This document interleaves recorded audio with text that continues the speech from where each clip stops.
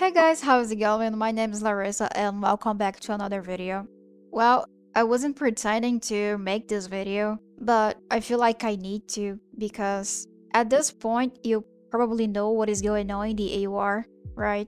And over the past few days I've seen a lot of people talking about leaving Arch after this recent malware attack in the AUR, and I've been reading so many comments of people saying that it's time to leave Arch and switch to something else. And some people are already moving to other distros like Fedora or NixOS, which is completely understandable. I really understand this point of view because people are worried, right? People care about their system security. But while I completely understand the concern, I think at the same time, a lot of people are mixing up two different things. And these two things are the Arch official repositories and the AUR. So this is the AUR, right? I already made a video talking about it actually, but I think it's good to remember the difference between the AUR and Arch official repositories. This is the AUR. The AUR is community maintained, so people create packages and put packages on it so other people can download it and install these packages on their system. So this is the AUR official website. You can look for packages from this search box, and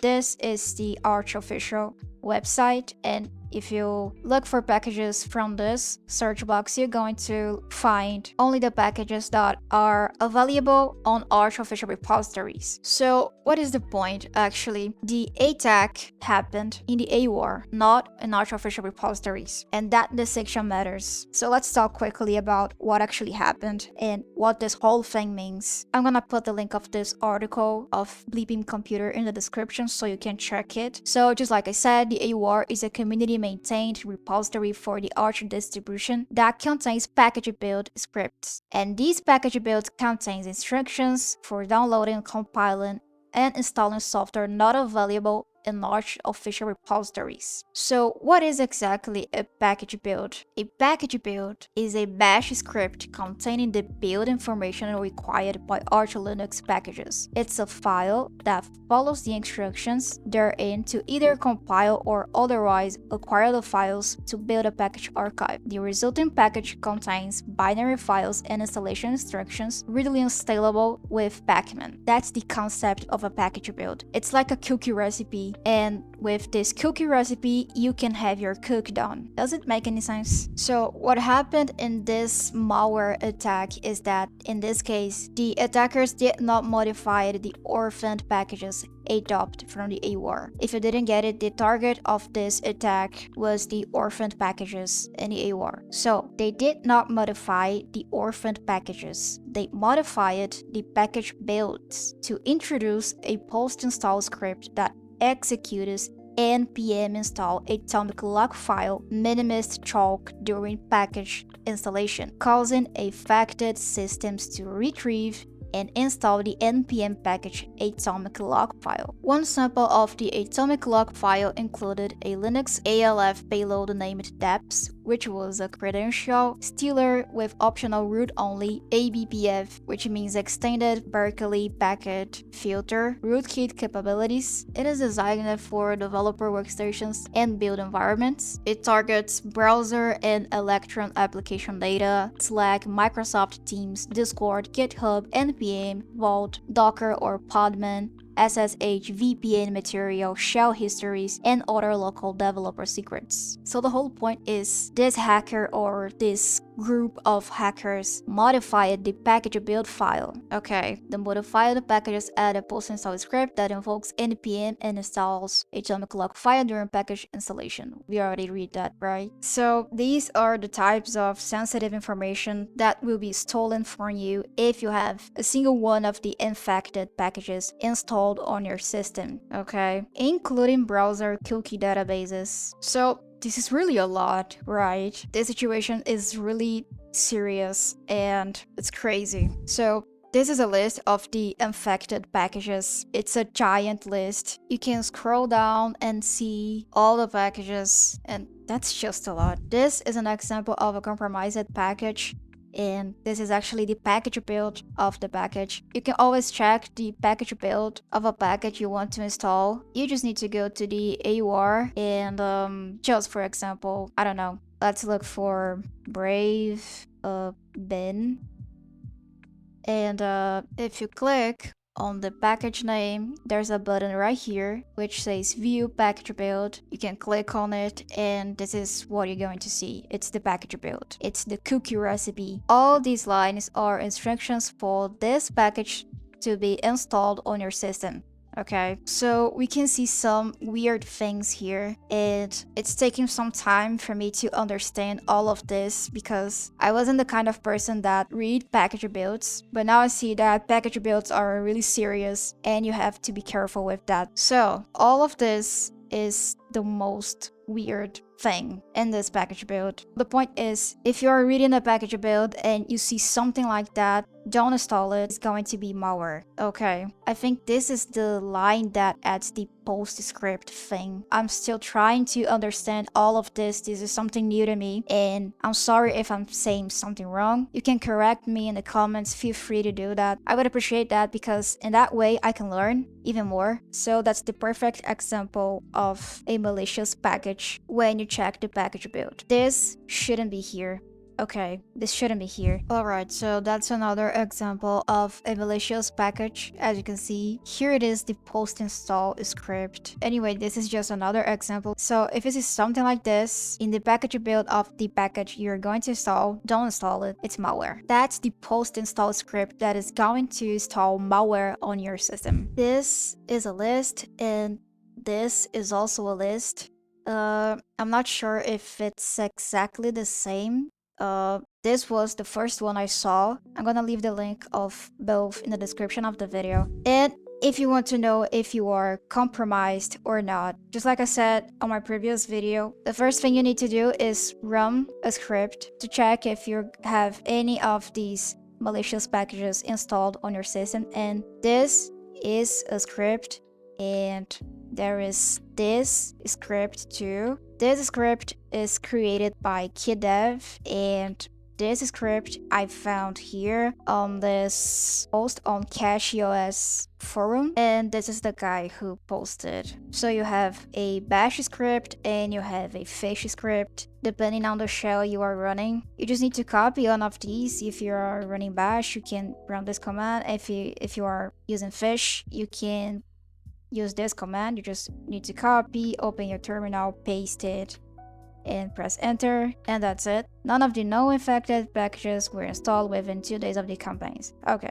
that's it. And if you don't know how to run this script, I'm gonna put the link in the description of my previous video. I showed how you can run this script on your system. I'm not gonna show it here because I don't want this video to be repetitive and don't be so long. Anyway, after this malware attack, a lot of people are saying that Arch isn't safe anymore, or this is a good reason to leave Arch. Let's remember just one more time that this attack happened in the AUR. It's related to Arch, but you don't need the AUR to use Arch. It's something separated, okay? You can totally use Arch without packages from the AUR. I know it's one of the most popular features of Arch. Maybe the only reason why a lot of people use Arch, but still it's something separate from the official repositories, okay? It's just something different. If you don't ever want to touch the AUR, you will be 99% safe. You can live without the AUR and still keep using Arch, because I think Arch is convenient for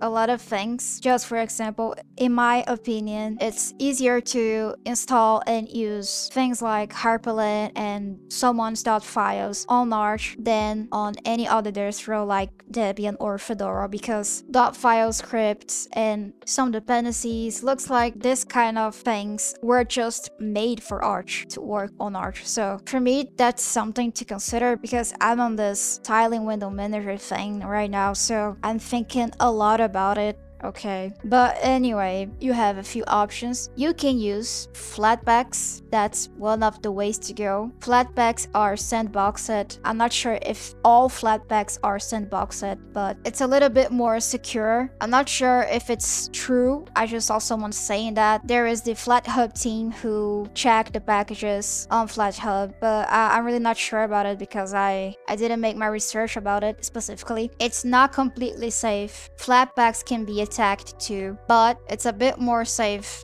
You can also use AppImages. It's another option. You can run packages without necessarily install things on your system. And again, it's not completely safe. You can download an app image and it might be infected. That's completely possible. You just need to pay attention on what source are you downloading things and what this thing is going to do on your system. Nothing is completely safe, but still, these are two possible ways to go: Flatpaks and AppImages. I know it's not the favorite thing for a lot of people, but just like I said, it's two possible ways to go.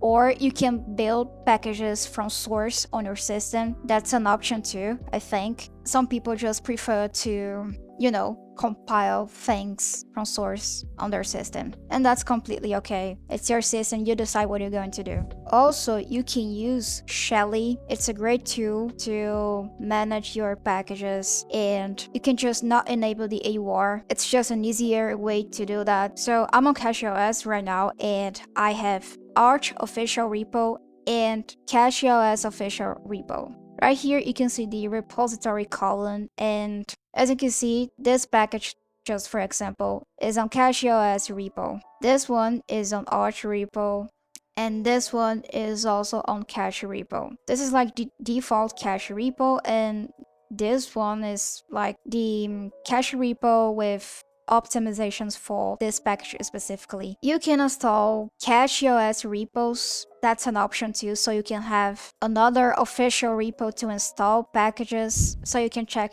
Cache official website and install their repositories, or you can watch some YouTube video about it. Just for example, Brave is on Cache repo, and Brave Origin is also on Cache repo. So I didn't have to use the AUR specifically. Even though this package comes from the AUR, this package is reviewed, so it's safer. Here on Shelly, you can also manage AppImages too, or you can use gear lever. It's an option. Anyway, what I wanted to say with this video is that this attack happened in the AUR, not in the Arch official repositories. It's just different. Using Arch is still safe. You can still use the AUR if you want to, but it's completely okay if you want to switch to another distro. For now, I'm gonna stick with Cache, and if I change my mind in any moment, you guys will know. The Arch official repositories, Cache official repositories, and the AUR are different things. They work different. By default, Cache comes with Peru, right? But if you just installed CachyOS and you don't wanna touch the AUR, like never, you can just remove it, right? Sudo pacman rns Peru.